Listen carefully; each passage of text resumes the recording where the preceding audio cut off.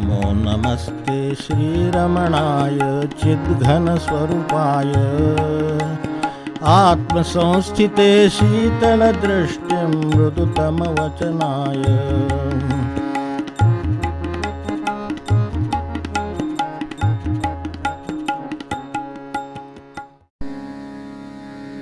ॐ नमो भगवते श्रीरमणाय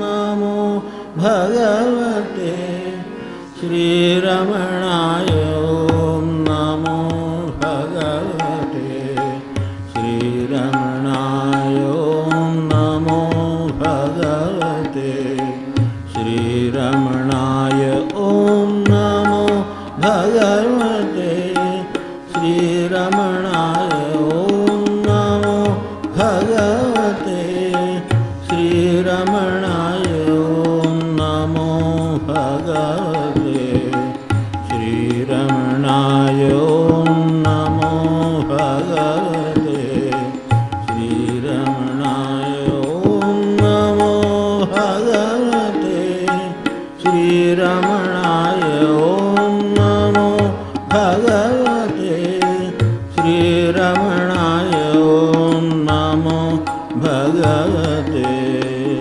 श्रीरमणाय ॐ नमो भगवते श्रीरमणाय ॐ नमो भगवते श्रीरमणाय ॐ नमो भगवते श्रीरमणाय ॐ नमो भगवते श्रीरमणाय ॐ नमो भगवते श्रीरमणाय ॐ नमो भगवते श्रीरमणाय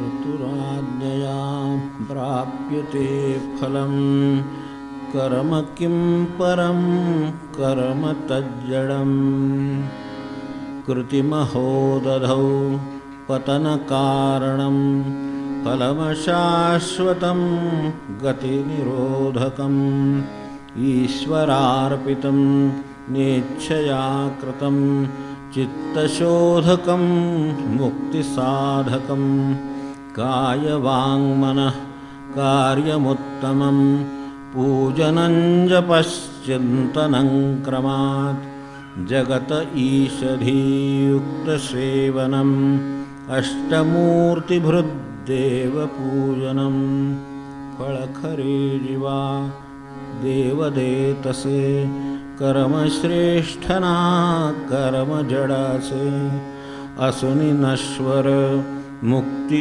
अडविते कर्मसागरी फळच बुडविते ईश्वरार्पित अन्निरिच्छते चित्तशुद्धि मुक्ति साधते देहवाणिमन कार्य उत्तम पूजने जपचिन्तनक्रम ईशबुद्धिने जगतसेवन अष्टमूर्तिमय देवपूजन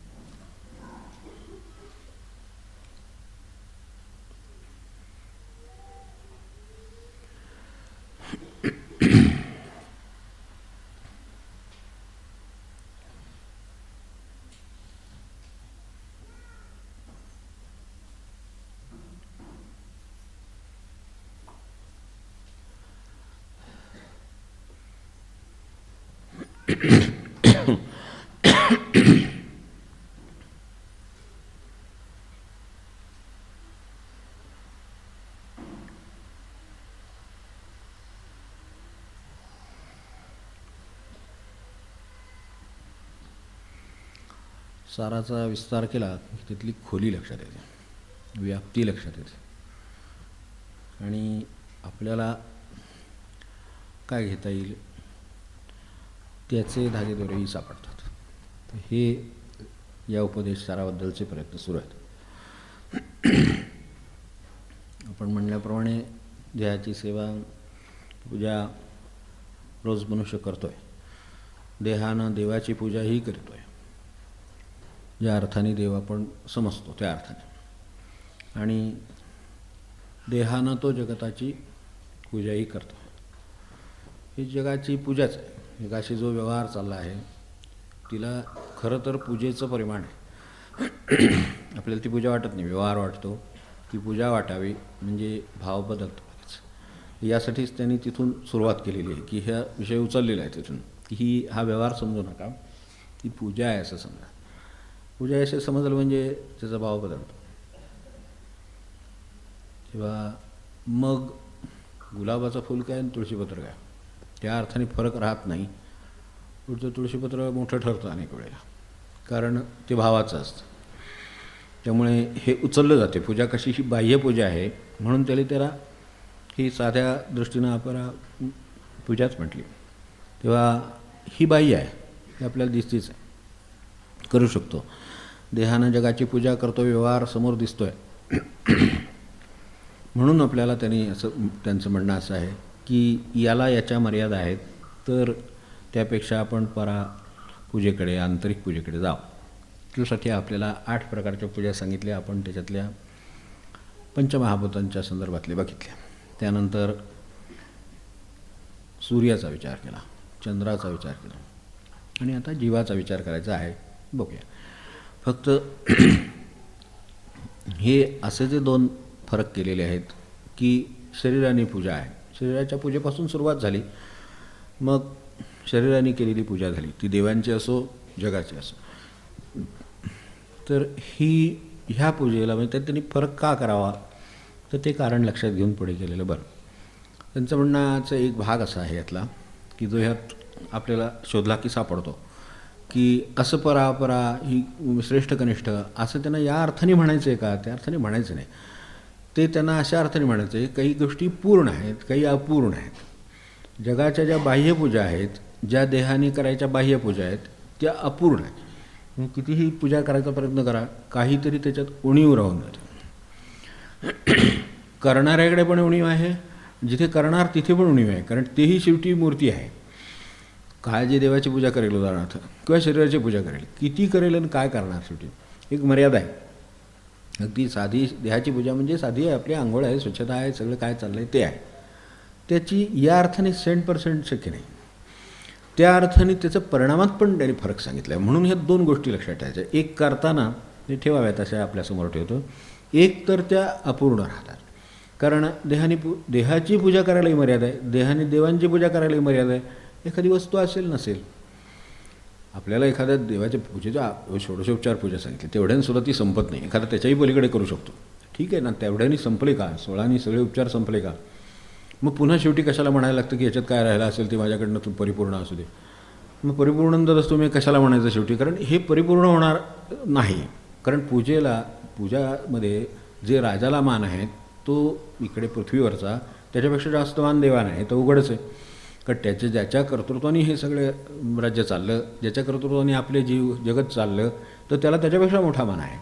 म्हणून शेवटी परत एकदा म्हटलं जातं, परत एकदा सर्वे राजोपचारान कल्पयामी. म्हणजे काय, कारण राजोपचार मी करू शकत नाही, माझ्या देव आहे, तर त्याला काही पालखीचा मान नको का, तसं पालखीतून फिरला पाहिजे खरं सांगायचं तर. पण तो काय, मी आता माझ्या घरातले देव कुठं पालखी आणणार आणि कुठं ते पालखीतून फिरवणार.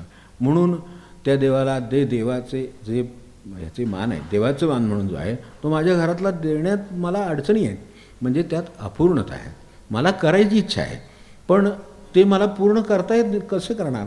मला असं वाटतं की मस्त देहा सिंहासनावर देव बसवा, माझ्याकडं जागा केवढी, मी 8x10 कुठंतरी ते बसवणार, त्याच्यात ते कसं ॲडजस्ट होईल, कमीत कमी जागेत कसं बसेल हे बघणार.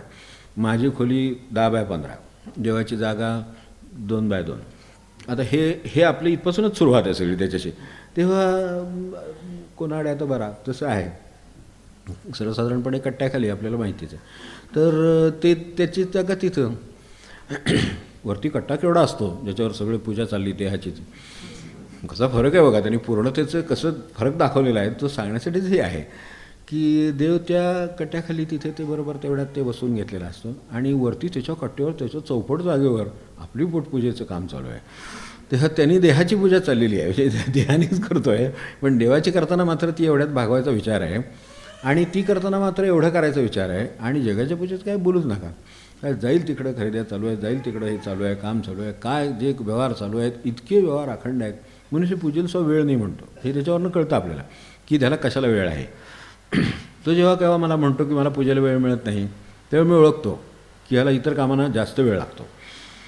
सरळ आहे, कारण वेळ तर त्याच्याकडे 24 तासच असणार ना. जो कोणी 15 मिनटं पूजा करतो त्यालाही तेवढंच वेळ आहे, त्याला काही त्याचे दिवस काही 24 तासापेक्षा जास्त आहे अशातला भाग नाही. पण तो म्हणतो मला नाही वेळ मिळत, म्हणजे वेळ मिळत नाही म्हणजे याचा अर्थ बाकीच्या कामांची एन्क्रोचमेंट आहे आजच्या भाषेमध्ये. इतर कामं इतकी वाढली की त्याच्यामध्ये त्याला 15 मिनटं किंवा 10 मिनटंसुद्धा देता येणं अवघड झालं. म्हणजे ठीक आहे, असू दे, अवघड झालं असेल तर त्याचं त्यांनी शोधावं, का झालं, कसं झालं, काय करता येईल हे शोधावं. पण एक नक्की आहे की मर्यादा आहेत हे खरं. मी अर्धा तास केल्याने ती पूर्ण होते असं नाही, कारण अर्धा तास केल्याने काही पालखीतून देव मिरवत नाही का सिंहासनावर ठेवीत नाही, ते एवढेच याच्यात आपण कशात तरी ठेवणं. त्यातसुद्धा ते वाटीत बसलं तर बरं, त्यातसुद्धा मोठ्या वाटीची लहान वाटीत असलं तर देव बारा.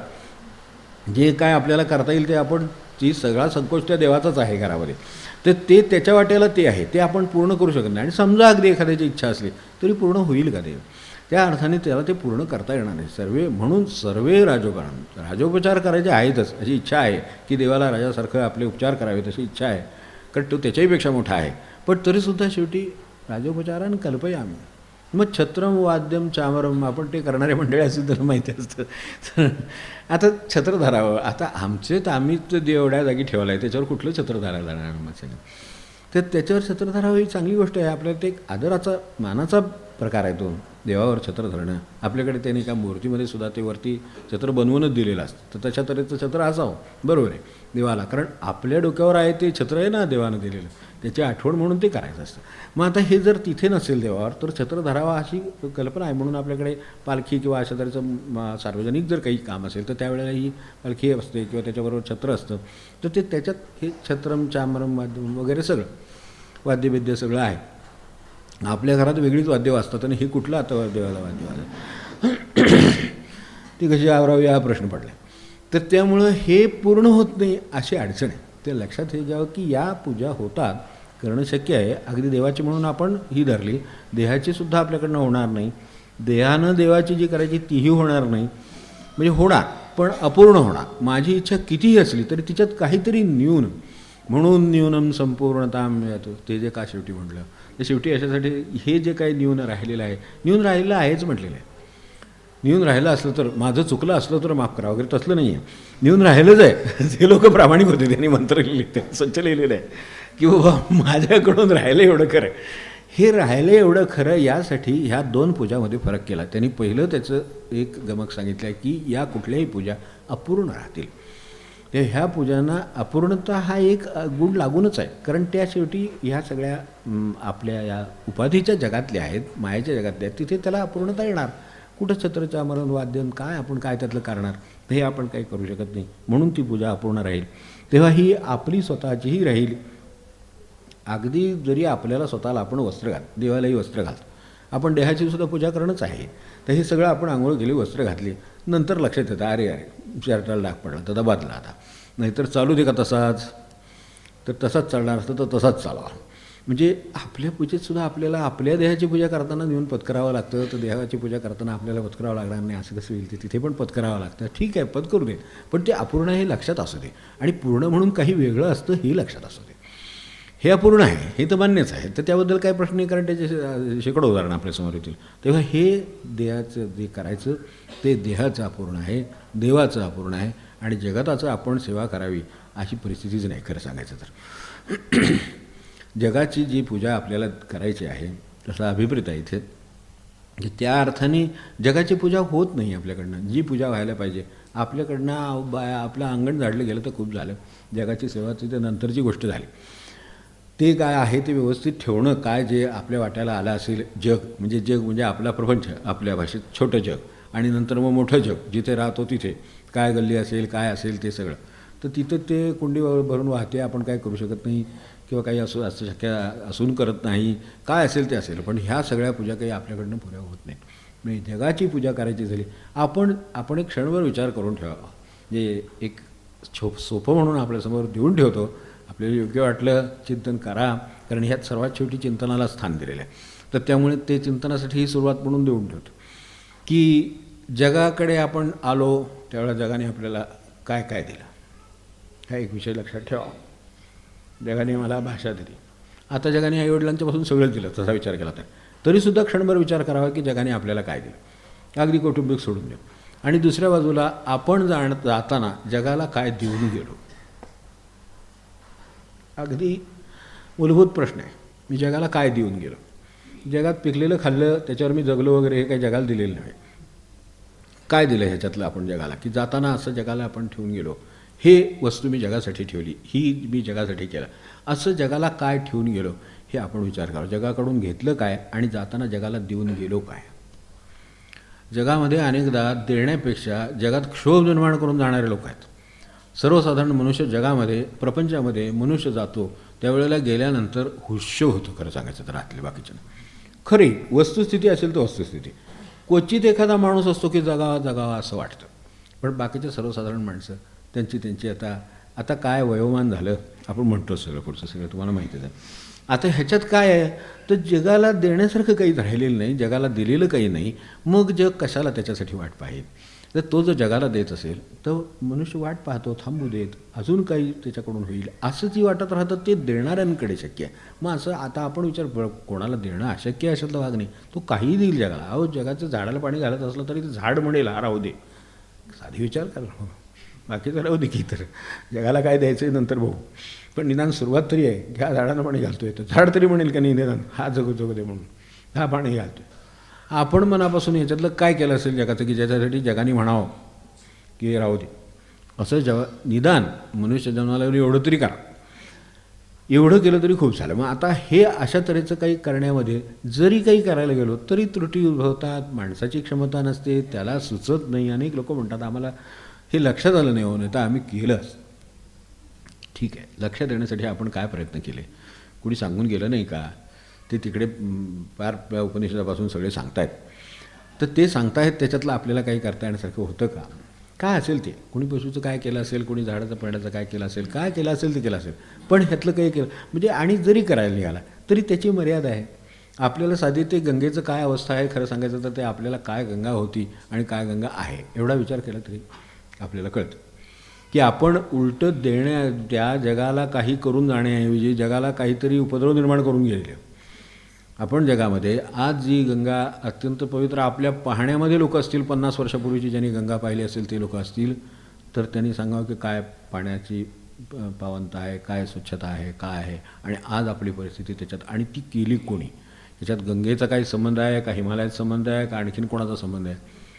हे जगाला जग काय देऊन जातं त्याचं हे लक्षण आहे, माणसं काय देऊन गेली त्याचं हे लक्षण आहे. आम्ही प्रदूषण सोडतो, आम्ही त्याच्यामध्ये सगळे रसायनं सोडतो, आम्ही सगळे दूषित हे सोडतो, सगळे आमची गटार त्याच्यात नेऊन सोडतो. आता हे जर आम्ही त्यांना देणार असतो तर आम्ही काय जगामध्ये देऊन जाणार मला सांगा. आणि याच्यातलं मी दुसऱ्याही बाजूने विचार करतो, ठीक आहे हे कोणाचं काही व्यक्तिगत काही दोष आहे असंही नाही समजत, मी समजा अशी कल्पना करू की हा काही आपला व्यक्तिगत दोष नाही, मोठी कोणीतरी फॅक्टरी उभारली, काहीतरी रसायनं झाली आणि ती त्यांनी दिली सोडून तिकडे, आपल्याकडे इकडे ह्याच्यात ह्या भागात चांगली भागात नाही, इकडे मळीचे सोडून दिलं ते जाते पाणी सगळं, आणि हा शेकडो लोकांना त्रास होऊ दे. काय जे असेल ते मोठं प्रमाणावर आहे, माझं काही त्याच्या हातात नाही, यातलं काही वळवणं कुठे फिरवणं काय करणं माझ्या हातात नाही, मान्य. म्हणजे शेवटी अपूर्ण राहिलं हे तर कराय, मला जगाची सेवा करायची होती, मला ती का गंगा पवित्र ठेवायची होती, काय कृष्ण पवित्र ठेवायची होती, पण मला ते काही शक्य झालं नाही, हे शेवटी मान्य करावं लागतं. ह्या सगळ्या पूजा अपूर्ण आहेत असं त्याचं म्हणणं आहे.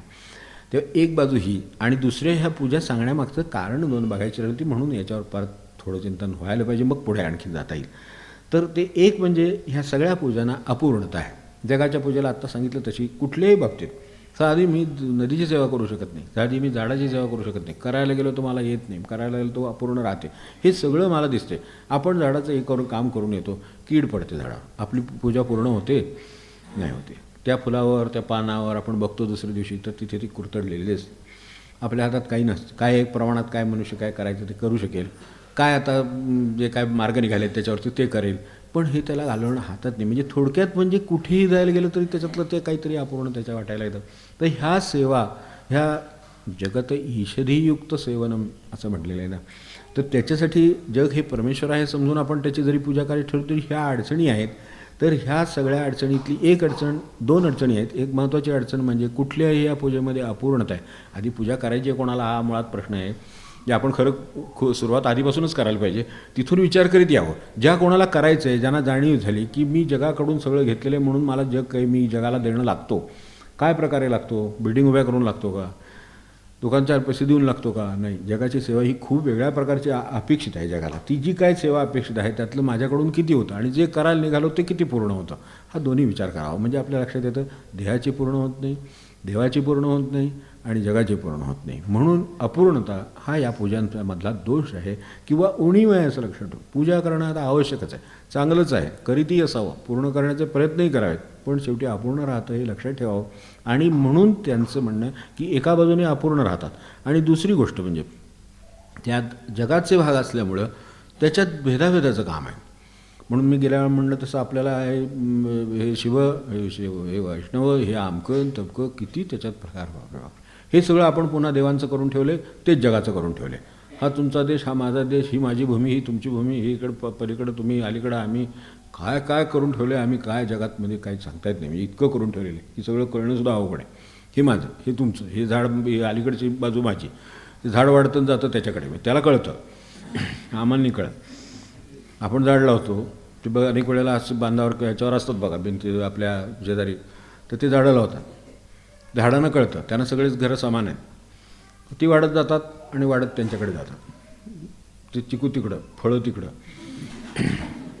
फुलझाडं लावतात स्वतःसाठी, ती फुलं तिकडे, असं होतं.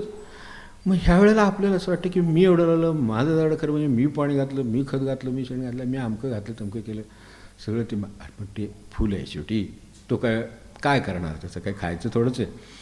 तुकोबांनी म्हणलंच आहे, फुल जरी चांगलं असलं तरी काही चोळून खातो का मनुष्य? ते नाही खात ना, तो देवालाच वापरेल ना, कोणाला तरी अर्पणच करेल ना, देईलच ना. मग मी दिलं समजा देवाला आणि त्यांनी दिलं तर देवाला मिळालंच ना शेवटी.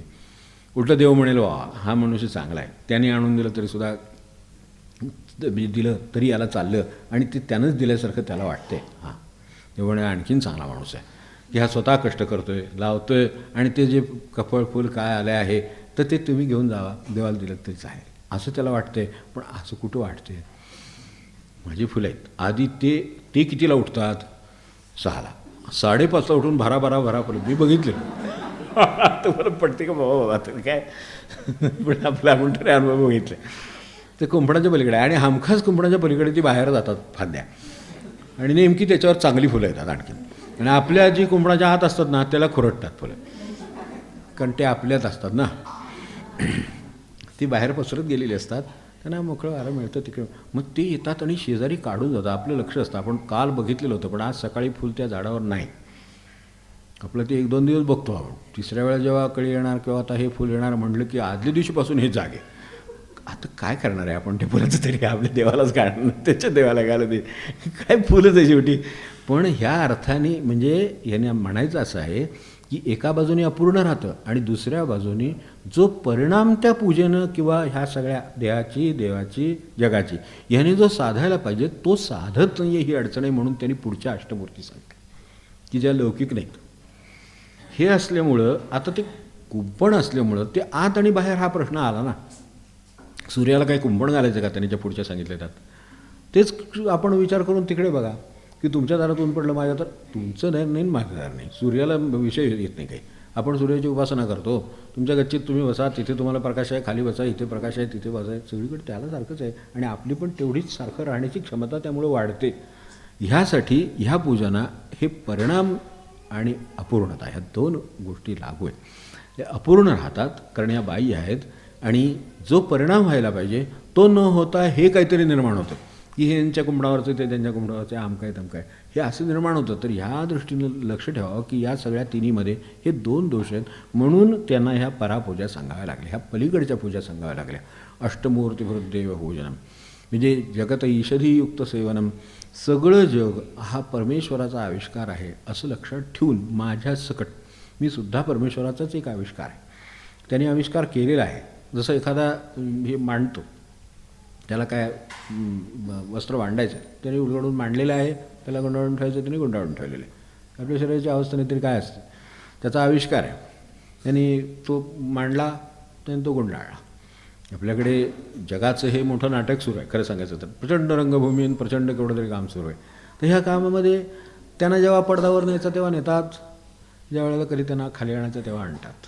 तो काही 40व्या वर्षी येतो का 70व्या वर्षी येतो, 90व्या वर्षी, असं काय आहे का काही? काही. कधी 40व्या वर्षी खाली येतो, कधी 70व्या वर्षी खाली येतो. हे सगळं काय आहे तर त्यांचाच सगळा आविष्कार आहे. त्यांना जेवढा मांडायचा तेवढा आविष्कार मांडलेला आहे. इथे आपण बघतो, आपण झाडं लावतो, अनेक वेळेला झाडं लावतो ती येतातच असं नाही, पण चिन्ह लावलेली ती येतात. आता हे काय आहे? त्याचा आविष्कार आहे. शेवटी त्याला जेवढा करायचं आहे तेवढा त्यांनी करावा. आपण नाही का, आपल्याला समजा चित्र काढायला सांगितलं तर कसं काढायचं ते मी ठरवणार, असं आपण नाही का म्हणत. तू मागं उभं राहून सांगू नको, इकडे डाव कर, तिकडे हे कर, ते कर. आपली लहान मुलं नाही आपलं सांगितलं तसं चित्र काढत. आपण बघितलं त्यांना जर चित्र काढायला सांगितलं तर ती सांगतात, मी हा सूर्य काढला आहे. अरे सूर्य काढू नको, तुला डोंगर काढायला सांगितलं, मला सूर्य काढायचं, काढ. हा हे लहान मुलाच्या ठिकाणी जर एवढं स्वातंत्र्य त्याला ते करताना हवं असं वाटत असेल आणि ते आतून येत असेल तर परमेश्वराच्या आविष्काराला काय मर्यादा असेल का? त्याचा हा सगळा आविष्कार आहे मांडलेला. त्याला जसं मांडायचं तसं त्याने मांडलं आहे. आपण काही गोंधळ त्या चित्रात घालू नये हे खरं, पण ते चित्र बिघडवून टाकतो आपण. ते हे बिघडवलेल्या चित्राची ही सगळी लक्षणं आहेत. हे जे निस्ताराचे उद्योग लागलेत ना पुढे, आता प्रदूषण निस्तरतोय, रासायनिक निस्तरतोय, की असंख्य गोष्टी निस्तरतोय, ते आम्ही निसर्गात त्या पूजेत आणलेले गोंधळ आहे. खरं सांगायचं तर पूजा शब्दावर एकदा विनोबा जे बोलले ते खरं आहे की सगळं झालेलं आहे. म्हणजे निसर्गाने देवाची पूजा आधीच मांडलेली आहे, फक्त आपला नमस्कार तेवढा बाकी राहिला आहे. म्हणजे काय बोलले असतील त्यांनी बोलावं, आपला नमस्कार बाकी राहिला आहे. मला सांगा, मनापासून एक तरी नमस्कार आपण मनापासून करावा का? एक 5 नमस्कार दिवसातनं मनापासून कोणालाही करा, आईला करा, काय झाडाला करा, पाण्याला करा, कशालाही करा, देवाला करा, पण एक मनापासून एक. कारण परमेश्वरानं सगळं मांडूनच ठेवलेलं आहे. आम्ही आणखीन काय करणार मला सांगा? आम्ही ते फक्त तो आविष्कार कसा करतो ते पाहतो. आम्ही झाड लावतो, समजा काय बीज लावतो, काय लावतो, त्याच्यातनं काय, आता त्याच्यातनं काय येतं हे पृथ्वी आपते वायू कसे ठरवतात? आम्ही नाही ठरवत. त्या आकाराला जेव्हा यायचं तेव्हा त्याचा आविष्कार आहे, त्याला जसा आविष्कार करायचा असं ते करेल. आणि त्यामुळंच असं आढळतं की काही झाडं एवढी आहेत, काही एवढी आहेत, काही एवढी आहेत, आपली नजर जात नाही. काही वेळेला आपण जसं म्हणतात ना, खूप मोठं असं उंच मनुष्य तर टोपी पडते म्हणतात, तसं टोपी पडते आपली बघताना. आकाशदर्शन ह्यात म्हणलं आहे, पण खरोखरच करायचं झालं तर पूर्वी आता पद्धत होती, आता टोपीचीच पद्धत राहिली नाही. आपण पडायचे काही धोका ठेवला नाही आहे त्यामुळे, पण पूर्वी टोपी पडत, ते टोपी पडे म्हणत. तर असं म्हणायचं की टोपी पडते, इतका त्याच्या आविष्काराची आपल्याला कल्पना येत नाही आहे अशी परिस्थिती आहे. तर ह्याच्यावरनं लक्षात घ्यावं की ही अपूर्णता आणि दुसऱ्या बाजूला आपल्यावर होणारा परिणाम. पूजेचा आपल्यावर काहीतरी परिणाम व्हायला पाहिजे की नाही? ह्या सगळ्या पूजा आहेत, देहाची पूजा आहे. तर आपण एक साधा परिणाम अपेक्षित करू की देह स्वच्छ झाला, तो देवाच्या सेवेला योग्य झाला, एवढं त्याचं खरं परिमाण आहे. त्याच्यापेक्षा जे काय आपण उद्योग केला आहे तो निसर्गात उद्योग केला आहे तसा केलेला आहे असं समजायला हरकत नाही. अगदी त्या निकषावर लावून बघावं की देवाच्या सेवेला मी काय असणं आवश्यक आहे तेवढं मी असलो म्हणजे झालं. मग तुम्ही ते शर्टपॅन्ट घाला, की तुम्ही रिंगा घाला, काय तुम्हाला काय वस्त्र नेसाद होतो, वस्त्र नेसाद होतो नेसा, काय तुम्हाला योग्य वाटते ते. देवाला त्याची गरज नाही. देवाला तुम्ही फक्त शुद्ध असण्याची गरज आहे. मग तेवढी शुद्धी ही देहाची सेवा आहे. आता त्याच्या पलीकडे देवाची काही अपेक्षा नाही तुम्ही स्पिने मारून या म्हणून, अजिबात सांगितलेलं नाही त्यांनी. हे आम्ही अनैसर्गिक उद्योग केला आहे, तर तो तसाच आहे. तर तो असं अनैसर्गिक असल्यामुळे देवाला त्याची काही गरज नाही. तर ते आपण हे बिघाड केलेले आहेत, तर ते लक्षात यावेत म्हणून आपल्याला हे समोर असावं की परापूजेचं त्यांनी का सांगावं एवढं, किंवा दुसऱ्या ह्या पूजा का सांगाव्यात, तर त्याच्यातली ही अपूर्णता आणि त्याच्यातला परिणाम. आता देवाच्या मी म्हणत होतो तो देवाच्या पूजेच्या परिणामाबद्दल. मग आता हे सगळं मी समजा असं केलं आणि तसं केलं, माझ्यात काही फरक पडला का? त्यामुळे देवाची पूजा करायची आहे, पण त्या पूजेने माझ्यात काही फरक पडला, देवपूजा केलेला मनुष्य हा ओळखता आला पाहिजे असं माझं म्हणणं. नाही ते एकदा ओळखलं बाबा, चला कामाला मोकळा झालं, ते काय होतं मग ते कामातलं काम होतं का फक्त? आणि माझी जरा गडबड आहे, तूच जरा करतेस का, किंवा तुम्ही जरा करता का? कारण अलीकडे त्यांना पण गडबड असते काही काही वेळेला, ह्यानाच वेळ असतो. परिस्थिती तशी आली, काय फरक पडत नाही. अर्थमूळ तेवढाच आहे, मनुष्य म्हणूनच इथे विचार केलेला आहे. इथे स्त्रिया किंवा पुरुष असा काही विचारच केलेला नाही, मुळात मनुष्य म्हणून विचार केला. तेव्हा तू जरा तेवढी पूजा उरक, मी तोपर्यंत जेवण करून घेतो, म्हणजे मला गाडी चुकणार नाही. ठीक, किंवा ऑफिस चुकणार नाही, काय उशीर होणार आहे, जायचं आहे कुठं, तर तेवढं जरा तू हे करून घे, तू पूजा उरकून घे, उरकून घे. आपल्याला स्वतःला आपण ज्या वेळेला आपल्याला जेवायचं आहे त्यावेळेला तर नीट जीव दे की आम्हाला म्हटलं, तेव्हा नीट जीव दे, मग नीट पूजा करू दे की शांतपणे त्याला. तर तसं नाही, पूजा तेवढी उरकून घ्या पटकन, म्हणजे पुढच्या जेवायला मोकळे झाले. म्हणजे ते अनेक वेळेला हे प्रसादाचं वगैरे असतं ना, कुठे कुठे पंक्ती आज प्रसादाच्या, सगळं उरकलं का तुमचं, म्हणजे आपल्याला सगळं सुरू करायला बरं. प्रसादाच्या पंक्ती दुसरं काय असणार, तर त्या प्रसादाच्या पंक्ती सुरू करायला बऱ्या, कारण का ते हे उरकायचं, ते एवढं ते उरकून घ्या तुमचं काय असेल ते, भजन काय असेल ते झालं का, की आम्ही वाढायला मोकळे चालू, हे एका ठिकाणी ऐकलेलंच ऐकलं मी, तर एकदा ते उरकून घ्या. ते उरकून घेण्याचं करून टाकलं म्हणजे माझ्या चित्तावर उरकण्याचाच परिणाम राहणार फक्त. आता उरकण्याचा परिणाम काय असायचा आहे, तर आपल्याकडं जसं कामांची यादी असते, म्हणजे ते आपण काय बाजारात नाही का जात की जोंधळे 5 किलो घेतले, तसं ती पूजा केली, एवढंच की, ह्याच्यापेक्षा काय आतल्या ठिकाणचं कागद घेऊन फिरतोय आपण, दुसरं काय नाही. ही अवस्था त्या पूजेची येते.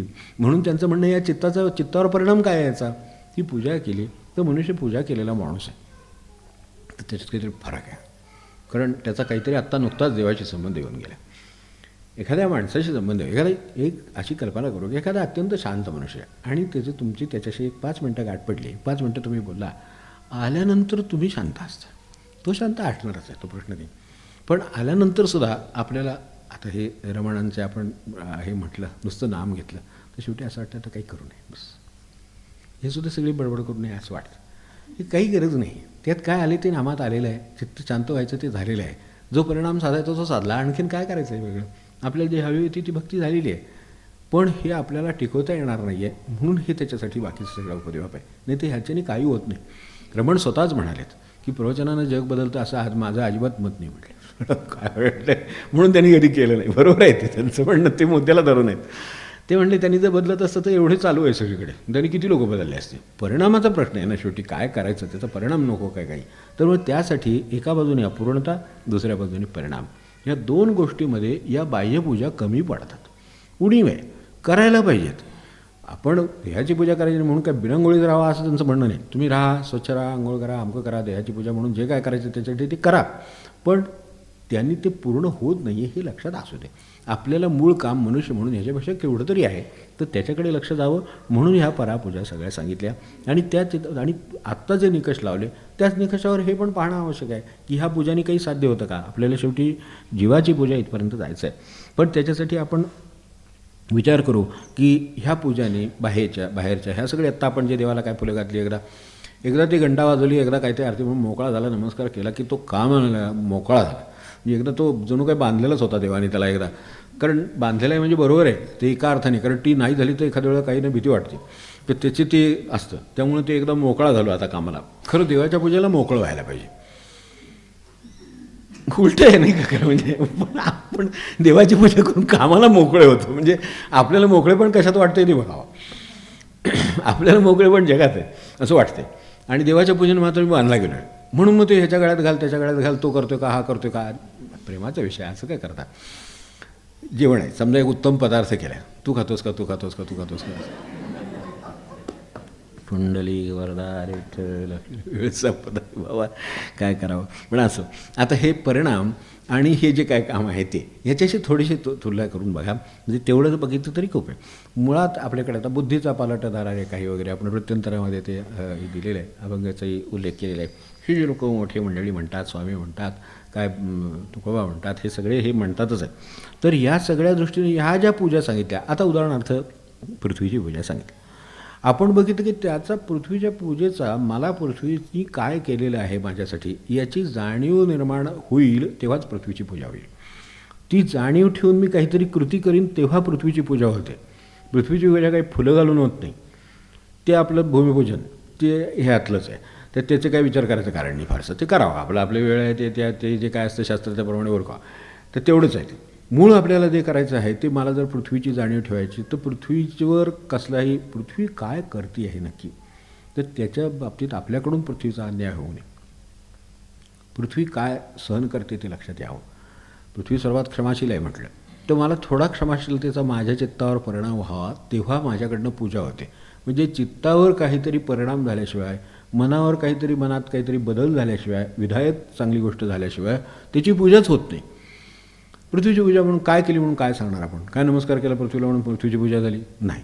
तिच्या उपकाराचं स्मरण झालं म्हणून नमस्कार केला. आता उपकाराच्या स्मरणाने चित्त पालटण्याची शक्यता आहे. इकडे तेच निकष लावायचे. इकडची पूजा नुसत्या नमस्काराने सुद्धा पूर्ण होते. तिथे पूजेमध्ये उपचार नसले तर अपूर्ण राहील. इथल्या कुठल्याही पूजेमध्ये आपण आकाशाची पूजा, आता काय आकाशाची पूजा करणार आम्ही? त्यांनी सगळ्या गोष्टींची सांगितल्या. अष्टमूर्ती भरून 8 प्रकारच्या पूजा त्यांनी सांगितल्या. त्याच्यातली ही पृथ्वीची बघितली आपण. तर पृथ्वीची पूजा आहे. अगदी थेट आकाशापर्यंत कशालाही जा. तर त्याच्यात काय पूजा होणार त्याची? आपण कोणत्या पद्धतीनं करणार? तर ती करतानाच मुळात मानसिक आहे.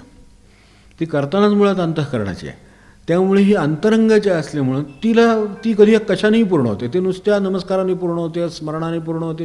काय आपण करणार त्याने पूर्ण होते. आणि ते जे करणार ते चित्ताचा पालट करणार. कारण पृथ्वीची क्षमाशीलता माझ्या लक्षात आली. पृथ्वी लोकांना आधार देते हे लक्षात आलं. मला कोणाला तरी आधार द्यायचा आहे एवढं लक्षात ठेवा.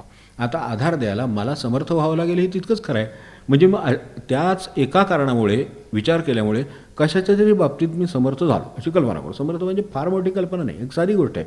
काय एखाद्या शास्त्रात, कलेत, कशात काय विद्वतेत, कशात तरी काहीतरी ज्ञान झालं. त्यापोटी माणसाच्या अंगी ज्ञानाने सामर्थ्य येतं. समजा एक ज्ञान घेतलं, ज्ञानाच्या अंगी सामर्थ्य येतं. तर त्यामुळे आपल्याला सामर्थ्य आलं. त्या सामर्थ्याचा उपयोग काय केला? लोकांच्यावर राज्य करण्यासाठी नाही केला.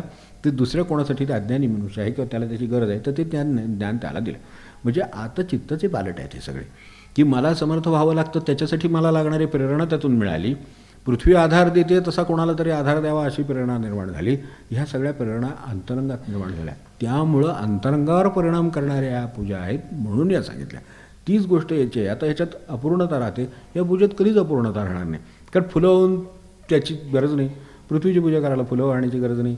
आकाशाची पूजा करायला फुलं वाहण्याची गरज नाही. अग्नीची पूजा करायला काय नाहीच आहे यातली. काय म्हणून आपण आपल्या पूजेच्या ज्या कल्पना आहेत त्या कल्पनेतलं तिथं काहीच लागत नाही. अग्नीचं स्मरण ठेवलं की अरे माझ्यामध्ये हा आज अग्नी प्रदीप्त आहे, विद्यमान आहे म्हणून हे सगळं. आपल्याकडे आजार होतो बघा त्यावेळेला अग्निमांद्य नाही का, अग्निमंद होतो तेव्हा अग्निमांद्य म्हणतात. माणसाला पचत नाहीच होतं, भूक लागत नाहीशी होते. मग मनुष्य ते वैद्यांच्याकडे किंवा डॉक्टरांच्याकडे जातो की मला काय भूक लागत नाही. मग ती भूक लागण्याचं औषध देतं. पण त्याच्यात आधी हे जर समजून घेतलं की हा अग्निमंद का झाला, अग्नी आहे ना पोटामध्ये, तो प्रत्येकाला तितकाच सारखा दिलेला आहे ना, त्याच्या शरीराला जी गरज आहे त्या प्रमाणात त्याच्या ठिकाणी अग्नी असतो. तो प्रत्येकाच्या ठिकाणी अग्नी आहे. तेव्हा तो आपल्याला जठर अग्नी म्हणतो आपण त्याला एवढं ठीक, पण अग्नी मुळात आहेच. तो त्याच्या रूपाने माणसाच्या डोळ्यात आहे, माणसाच्या शरीरात आहे. नाहीतरी तो अग्नी नसलं की काय होतं शेवटी आपल्याला माहितीच आहे, अंगार पडतो म्हणतो आपण. म्हणजे तो आहे हे नक्की. मग आहे त्याचं भान ठेवलं तर ते आपल्या लक्षात आलं. आता ते त्याचं भान हीच त्याची पूजा आहे. अरे माझ्या ठिकाणी अग्नी विद्यमान आहे म्हणून हे सगळं चाललं आहे. माझं साधं शरीर जगायचं झालं, शरीरानं शरीराची सेवा करा, नाही तर देवाची करा, नाही तर जगाची करा. सगळं आत आहे तोपर्यंत, ही सगळी महाभूतं आत विद्यमान आहेत तोपर्यंत हे सगळं आहेत. यातलं एखादं मंद पडलं की भूक लागत नाही शिवते, की मनुष्याला जे अन्न जात नाही, अशक्तपणा आला, हात पाय आलत नाही, मग मनुष्याची दुसऱ्याकडनं सेवा घ्यायची वेळ होते. आपण कुठली सेवा करतो? जगालाच आपली सेवा करावी लागते, आपण बघतोच. मग त्यावेळेला आपण ह्या सगळ्या गोष्टी लक्षात आल्या की ह्या 5 पूजा का सांगितल्या हे लक्षात येतं, किंवा 8 पूजा का सांगितल्या हे लक्षात येतं. की अरे हे पृथ्वी आहे म्हणून आहे, हे काय पाणी आहे म्हणून आहे. आपण म्हणतो ना शरीरातलं पाणी कमी आहे म्हणजे काय झालं, आपल्या लक्षात येतं की एरवी पाणी असतं. मग मला रोज लक्षात ठेवलं पाहिजे की शरीरामधलं पाण्याचं प्रमाण हे माझ्या आहे म्हणूनही आहे. बाहेर जगामध्ये पाण्याचं प्रमाण आहे म्हणून मिळतं आहे. हे आता हे आहे कृपा झाली म्हणून मिळतं आहे. ती नाही कृपा झाली म्हणजे ओढ बसली म्हणजे काय होतं ते कळतं आपल्याला. सगळा सीझन पुढे माणसाला. आणि आता तर आपण यांत्रिकीकरणामुळे आपल्याकडे वीज नाही, दिवा नाही, अमकं नाही, तमकं नाही, काय नाहीच पुढे. एकदा हे गेलं की अन्नापासून सगळं गेलं. हे त्या पाण्याचं आज आपल्यावर जे उपकार आहेत तर त्यावेळेला आपण त्याला नाव नाही ठेवत. चिखल झाला आहे ठीक आहे, तो धुवायला सुद्धा पाणीच उपयोगी पडणार आहे. पाण्याने चिखल झाला ना, चिखल लागला मग त्याला पुसायला काय आणखीन वेगळा आणतो का? आणखीन पाणी ओततो आणि पाय धुवून घरात येतो. काय असेल तो व्यवहार करायला लागतो. म्हणजे ज्या पाण्याला आपण चिखल म्हणून नाव ठेवतो तेच पाणी आपल्याला पुन्हा ते पाय स्वच्छ करायला उपयोगी पडतं. एवढं जरी लक्षात ठेवलं तरी त्याचे उपकार काय आहेत ते लक्षात येतील. मग त्याला आपल्याकडे मग अन्नम निंद्यात, मग ते पर्जन्यम निंद्यात वगैरे जे सगळं आहे ते का सांगितलं हे लक्षात. आता ह्याच्यात त्याची निंदा झाली ना, चिखल झालं, राडेराड झाले, चिखल झाला असं आपण म्हणतो. ही निंदा नाही का त्याची. मग माझी वाचा मी त्याच्याऐवजी समजा तर काय रामकृष्ण हरी म्हणत गेलो असतो तर त्याच्यापेक्षा जास्त फायदा झाला असतो एवढं नक्कीच. हे पडतं आहे म्हणून पिकणार आहे. आता वारी सुरू झालेली आहे, वारकरी मंडळी तिकडे चाललेली आहेत. त्यांची शेतावाडीची पाण्याची गाडी कोण घेत आहे तिकडे? आहे का तिथे ते उभे कोणी? म्हणूनच त्यांना एवढं महत्त्व आहे ना, की ते सगळं सोडून आपलं तिकडे त्या विठोबाच्या नावात काय ते गुंगलेले आहेत, त्या आनंदात ते चाललेले आहेत. त्यावेळेला कुठून का मराठवाडा काय आणि काय विदर्भ काय आणि कुठून कुठून माणसं तिथेपर्यंत त्या माऊलीच्या पायाशी डोकं ठेवावे आपलं चालायला सुरुवात. आता तिकडे ते मागं त्यांच्या घराच्या मागं तिकडे कोठं पेरण्या झालेल्या असतात, कुठं उगून आलेलं असते, कोण राखायला नसते, सगळं तिथं तसंच ठेवलेलं आहे. ते आता बघणार पांडुरंग. आता ह्यांनी चित्ताचा पालट आहे. मग तुम्हाला काळजी नाही का वाटत? आता घरी कोण बघेल? ते रानाची ही वेळ आहे. आता ही शेतीकामांची वेळ असते नेमकी. आषाढी वारी म्हणजे सगळ्यात मोठी होते. पण जिथं सर्वात काळजीचं कारण आहे तिथं सर्वात जास्त मोठी वारी होती. काहीतरी अंतरंगाचा फरक आहे. अंतरंगाचा फरक आहे म्हणून आषाढी वारी मोठी होते. त्याचं काही आषाढी कार्तिकीचं काही महत्त्व कमी जास्त नाही आहे, ते तिरकंच आहे. पण तरीसुद्धा ती मोठी होते. म्हणजे त्यावेळेला जास्त सोडतो मनुष्य, तो जास्त भगवंताच्या जवळ जातो. म्हणून भगवंताच्या जवळ जाणारे त्यावेळेला जास्त असतात. तर हे सगळं अंतरंगाचं काम आहे. त्या अंतरंगावर परिणाम झाला की त्याला काळजी वाटत नाही. अरे मी तिथं उभा राहून काय पाऊस पडणार आहे का? आमचं वारकऱ्यांच्या काही गप्पा झाल्या त्याच्यात सांग. ते म्हणे आम्ही समजा तिथे राहिलो तर काय आमच्या हातनं काय पाऊस पडणार आहे का? पाऊस शेवटी पांडुरंगच पाडणार. मग तो काय पाडायचं पाडतोच आहे. बरं उगवून काय मी बसून काय थोडं थोडं उगवून रोज एक एक पानं वर उगवतो का? मी काय वाढवतो का? ते काय चित्र आहे का वाढवायला? की 2 पानं झाली, 3 पानं झाली, 4 पानं झाली, असं काही थोडंच मी करणार आहे? तर मी तो काय करायचं तेच करणार आहे. तर त्यांना मी काय करायचं ते मी केलं आहे. आता माझी देवाची वेळ झाली, तर आता मी देवाच्या पूजेला लागलो. किंवा त्यांची ती पूजाच आहे एक प्रकारची. आपल्या दृष्टीने वारी म्हणजे आपण जातो ती पूजाच असते. तर तशा तऱ्हेची पूजा आहे ती. तर त्यामुळे आता त्याच्यामध्ये बाह्यचा काही संबंध नाही आहे, अंतरंगाचा संबंध आहे. म्हणून हे सगळं बाजूला ठेवायला तयार झाले. तर तशा तऱ्हेचं आपण पाण्याबद्दल विचार करा, तोच विचारायचा. मग त्याच्या बाबतीत आपली वाचा तशी वापरली जाणारच नाही. आपण म्हणून पडू दे, भरपूर पड, त्याला जेवढं पडायचं तेवढं पडू दे. काही आवर्षणं असतात, काही या ठिकाणी इथलं तिथे उपयोगी पडतं, तिथलं इथे उपयोगी पडतं. इथं पाणी जास्त पडतं. एखाद्या ठिकाणी असं होतं. मागे आता अशी परिस्थिती आली होती की एक काळ असा होता मागे, जो आत्ता अलीकडचा जो दुष्काळ 3 साली वगैरे ते झाला, तर 3-4 सालात ते आपल्याला कल्पना असेल की त्यावेळेला काही ठिकाणी इतका पाऊस होता. म्हणजे आपल्याकडे त्यावेळेला खरोखरच इथे पाण्याची परिस्थिती, म्हणजे आत्ता पुरता इथला विचार केला तर इथे काही पाण्याची परिस्थिती एवढी अवघड नव्हती. पण काही भागात एवढी अवघड होती. इथून एक किती काय फार जायची गरज नाही, 25 किलोमीटर पुढे गेलं की तिकडून पुढं एवढा दुष्काळ होता की ते जनावर आणून याला दावणीला बांधायची वेळ आली, सार्वजनिक दावण्यात अशी वेळ आली होती. ही गोष्ट खरी, आपण पाहिलेली गोष्टी आहेत ना या. म्हणजे याचा अर्थ ठीक आहे. पण त्याच्यात एक झालं की इकडे जे होतं पाणी तिकडे पाठवता आलं, ते इथे पडलं म्हणून. ते काय आपल्या हातात थोडंच होतं इथे जास्त पडावं तिथे कमी पडावं. त्याला जिथे पडायचं तिथं पडू दे. आपण त्यांना सर्वांना, म्हणून आपण सगळी काले वर्ष तो वर्जन्य आहे हे कशाला प्रार्थना केलेल्या आहेत? त्याच्यासाठीच केलेले आहेत की योग्य काळी हा ते पर्जन्य आहे, पाऊस आहे, तो योग्य काळी योग्य तो पाऊस हो. आता हे म्हणण्यामध्ये केवढी उदात्त भाव आहे. आता तो माझ्याच ह्याच्यावर पडो, घरावर पडो वगैरे असलं काही नाही, माझ्याच छतावर पडो असलं काही नाही. हे अलीकडचं काय कार्यक्रम आहे सगळा, मी माझ्या पुरता, तर तसलं काही नाही. तर हे सर्वत्र पाऊस अशी भावना आहे की कालेवर संत पर्जन्य. आता ती सगळीकडे ते, आणि योग्य काळी पडो. पिकं काढायची वेळ झाली पाऊस पडला तर काय होतं संबंध आलेल्या पिकाचा आपल्याला माहिती आहे. हे ज्याला माहिती आहे त्याला हे कळतं की तो योग्य काळी पडला पाहिजे. आपण आता हे अवकाळी पाऊस, हा अवकाळी कुठून आला? तो पाऊसच आहे खरं म्हणजे, पण तो काळीत लागतो. त्या काळी असला तर उत्तम पीक तुम्हाला येतं. ज्यावेळेला नको आहे त्यावेळेला तो नको आहे. पण हे सगळं सृष्टीला कळतं आहे. आम्ही घोटाळा केला मग आमचे चक्र बिघडतात. मग ते कमी पट्ट्याचं काय ते हवेचा दाब्याचा पट्टा निर्माण झाला कीच आमच्याकडे पाऊस पडतो. आता सरळ पडतच नाही काही, कारण त्याला सरळ पडणार का आम्ही काही ठेवलं नाही. मग हे आपण त्याच्याकडे जर एकदा बघायला सुरुवात केली तर आपण त्याचं चक्र कुठल्या पद्धतीनं आपल्याकडून बिघडणार नाही याची तरी काळजी घेऊ. मग ही पूजा आहे त्याची. त्याचं चक्र बिघडू नये ह्याच्यासाठी मी जे काय केलेलं आहे, त्याच्या पाण्याच्या जे उपकाराची जाणीव मी ठेवलेली आहे, त्या उपकाराच्या जाणीवेमुळं पाणी राहतंच आपोआप. उपकाराची जाणीव ठेवा फक्त. उपकाराची जाणीव नसली की पाणी नसतं. उपकाराची जाणीव आहे तिथं पाणी असणारच.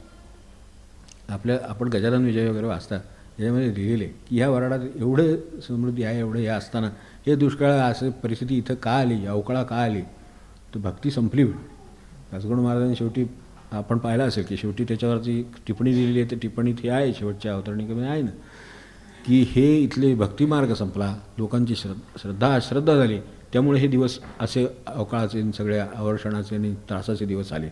हे सगळे लोभ वाढला, क्षोभ वाढला. हे सगळं का वाढलं? तर माणसांच्या ठिकाणची श्रद्धा संपली, भक्ती संपली, त्यांचा विश्वास संपला देवावरचा. त्यांनी म्हटलं एवढा महापुरुष त्या भागात जन्माला येतो असं होईलच कसं?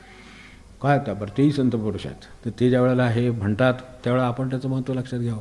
तर तसं ह्या प्रत्येक गोष्टीचं आणि या प्रत्येक पूजेचा आपल्यावर एक पृथ्वीची एक क्षमा आहे.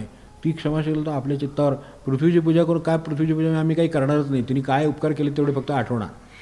पाण्याने काय उपकार केले तेवढे आठवणार. हे जे क्रमाने सगळं चाललेलं आहे की त्या तेजाचे किंवा ह्याचे काय उपकार, आपल्याला अग्नीचे उपकार आहेत ते आपण आठवणार. ह्या अग्नीने हे सगळं चाललेलं आहे. तर ते सगळं जे अग्नीमुळे आहे ते सगळं आठवणार. तर ते हे आप तेज वायू असं करत जा. हा वायू आहे त्याचे उपकार आठवणार. आता वायू म्हणजे ते जर आठवले तर सगळं व्यवस्थित चालेल. तेच त्याला म्हणायचे, बाकी काही नाही. तर ते आठवावेत. आता ह्याच्यामुळे जे काय होतं ते अंतरंगाचा बदल होतो. मग त्यावेळेला मला त्याचं मी काय करावं, वायूच्या बाबतीत मी काय करू शकतो, मी त्याचं नियमन करू शकतो का, मी त्याला अडवणूक होणे असं करू शकतो का, मी त्याचं प्रदूषण टाळू शकतो का, हे सगळे काय झाले त्याबद्दलची एक आपल्या मनात जी भावना आहे. आता ती भावना वाढली याच्यात. माझ्या हातून केलेल्या प्रयत्नानं किती यश येतं वगैरे हे लौकिकातलं झालं. ते लौकिकाची ह्याचा नाही संबंध आहे. माझी भावना एवढी होती तेवढं त्याच्यात होऊ शकतं. म्हणून अंतरंगाचा जो जो खरा अभिप्रेत आहे, इकडे जसं पूजा केलेल्या माणसात फरक दिसावा म्हणलं तसं इकडे अंतरंगात फरक दिसायला लागतो. हे त्याचं लक्षण आहे जर या पूजाबरोबर होत असतील तर. त्यामुळं ह्या सगळ्या पंचमहाभूत अगदी आपण वाऱ्या आकाशपर्यंत, साध्या आकाशाकडे सुद्धा मी मागच्या वेळेला म्हटलं होतं की आकाश दर्शन ही एक प्रकारचं त्याची पूजा आहे. नुसतं दर्शन घेणं हीच त्याची पूजा आहे. आता मी दर्शन घेण्यामध्ये काय उपचार वापरले, काय अपूर्ण राहिलं मला सांगा. काही अपूर्ण नाही. कधी आकाश बघा, कधी तुम्ही ते तुमच्या दृष्टीने बघणं पूर्णच आहे. मग हे जर आपल्या लक्षात दिलं की आकाशाकडे बघितलं बस, काय माझी सुखदुःख, काय माझी हे सगळं ते गेलंच, सगळं विरूनच गेलं. त्याच्या पुढं विचार केला तर मला ताण, मला त्रास, माझ्या माणसाशी, माझं अमुक तसं, माझ्याकडे पैसे कमी, अमकाय तमकाय, अजून हे मिळालं नाही ते मिळालं नाही, हे व्हायचं आहे ते व्हायचं आहे, जे काय व्हायचं आहे सगळं आकाशाकडे बघितली काही व्हायचं गरज नाही असं वाटतं. नुसतं साधा विचार जरी मनात आला तरी सगळे ताण कमी होतात. मग आता ही पूजा तशी विचार केला तर लौकिकदृष्ट्या आपल्याला जे अपूर्ण राहणार तसे अपूर्ण राहत नाही, ती पूर्ण राहते. कारण आकाशाची पूजा एखाद्याने 1 मिनिट बघितलं काय आणि 10 मिनटं बघितलं काय, विशालतेचा अनुभव तेवढाच आहे. तीच गोष्ट आहे. 1 मिनिट बघितलं तरी तेवढाच विशालता दिसते आणि जी तुम्ही 10 मिनटं बघत राहिलात तरी तेवढीच विशालता दिसते. हे आपण बघा ना, सृष्टीची पूजा कधीही सृष्टीकडे बघा की तेवढाच आनंद आहे, तर तेवढीच विशालता आहे, तेवढीच आकाशाकडे विशालता आहे. त्यामुळे यात जे दोष इकडे आहेत ते ह्यातले कमी होतात, तिथे राहत नाहीत. तर यामुळे या दृष्टीनं पूजा पूर्णही करणं शक्य आहे. आणि दुसऱ्या बाजूनं त्याचा परिणाम शक्य आहे. कारण आकाशाकडे बघून त्या अर्थाने जेव्हा ह्या दृष्टी, म्हणून त्याला त्यांनी असं म्हटले की ही पूजा बुद्धिप्रधान आहे असं एका ठिकाणी म्हटलं. रमणाने त्याला म्हणताना ही पूजा बुद्धिप्रधान आहे. कारण बुद्धिप्रधान म्हणजे बुद्धी अशा अर्थाने, बुद्धी म्हणून त्यांना ज्या अर्थाने बुद्धी आपण म्हणतो तशी नाही म्हणायची त्यांना, की त्यांना मर्म कळतं असं म्हणायचं. मर्म कळतं आहे, भाव आहे असं म्हणायचं आहे. आकाशाकडे करताना बघताना त्याचा एक भाव आहे. का रे वा, एवढं हे सगळं अलिप्त आहे, एवढं तटस्थ आहे, एवढं सगळं आनंदात आहे, काही त्याच्यावर याचा वरखडा नाही उठला. काही प्रपंचाचा एखाद्या शब्दाने वरखडा उठतो माणसाला, आपण बघतो. साध्या एखाद्या घटनेनं वरखडा उठतो, काही त्याच्यावर होत नाही. किती ढग आले किती गेले, पांढरे आले काळे आले, त्याला काय फरक पडते. हे सगळं एकदा चित्ताचं. आता हीच पूजा की माझ्या चित्ताचा म्हणजे थेट पालट घडवून आणणारी जी पूजा आहे, म्हणून तिला श्रेष्ठ पूजा म्हटलं. तेच सूर्याचं आहे, तेच चंद्राचं आहे. वेळ संपली म्हणून आपण पुढच्या वेळेला आता ह्याचा विचार करूया की जीवाच्या संदर्भातलं काय करता येण्यासारखं आहे. तर एवढं नक्की की आत्ता आपण जे पाहिलं त्या अर्थाने सारांश म्हणून आपण लक्षात ठेवू की देवाच्या दर्शनाने जो कोणी दर्शन घेतो तर किंवा पूजा करतो तर त्याचं चित्त पालटावं अशी अपेक्षा असते. ते काही व्यवहारात आपल्याला होता दिसत नाही. पण ह्या पूजा मात्र अशा आहेत की ज्यांनी समजून घेतल्या, ज्यांनी त्या पद्धतीनं काही करायचा प्रयत्न केला तर ते पालटलेले दिसतात. म्हणजे असं व्हावं की देवालासुद्धा नमस्कार करायची वेगळी गरज भासू नये, भक्ताला नमस्कार केला तरी बस, एवढं जमलं तरी खूप आहे. नमो भगवते श्रीरमणाय. ओम नमो भगवते श्रीरमणाय. ओम नमो भगवते श्रीरमणाय. ओम नमो भगवते श्रीरमणाय. ओम नमो भगवते श्रीरमणाय. ओम नमो भगवते श्रीरमणाय. ओम नमो भगवते श्रीरमणाय. ओम नमो भगवते श्रीरमणाय. ओम नमो भगवते श्रीरमणाय. ओम नमो भगवते श्रीरमणाय.